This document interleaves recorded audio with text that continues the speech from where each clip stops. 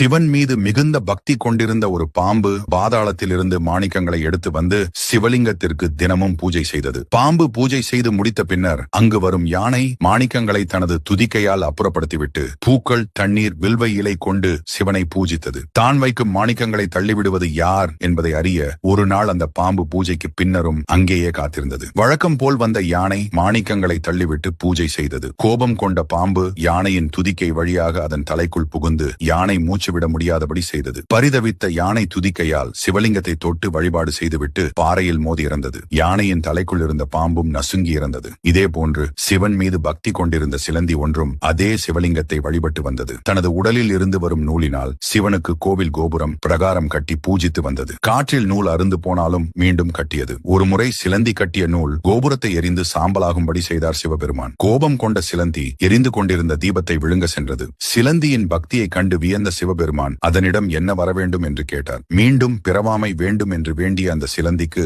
முக்தி கொடுத்து தன்னுடன் ஐக்கியமாக்கிக் கொண்டார் சிவன். இதே போன்று தன் மீது கொண்டிருந்த அபரிமித பக்தியால் இறந்து போன யானை, பாம்பு ஆகியவற்றுக்கும் முக்தி அளித்தார் சிவன். இந்த அற்புதங்கள் நிகழ்ந்த தலம்தான் ஸ்ரீகாளஹஸ்தி. இங்கு லிங்கமாக காட்சியளிக்கும் சிவனின் திருமேனியை கூர்ந்து கவனித்தால் கீழ்பாகத்தில் யானை தந்தங்கள், நடுவில் பாம்பு, பின்புறம் சிலந்தி ஆகியவற்றை காணலாம். இங்கு எழுந்தருளியுள்ள சிவன் காளஹஸ்தீஸ்வரர் என்றும் அம்மன் ஞான பிரசுனாம்பிகை என்றும் அழைக்கப்படுகின்றனர்.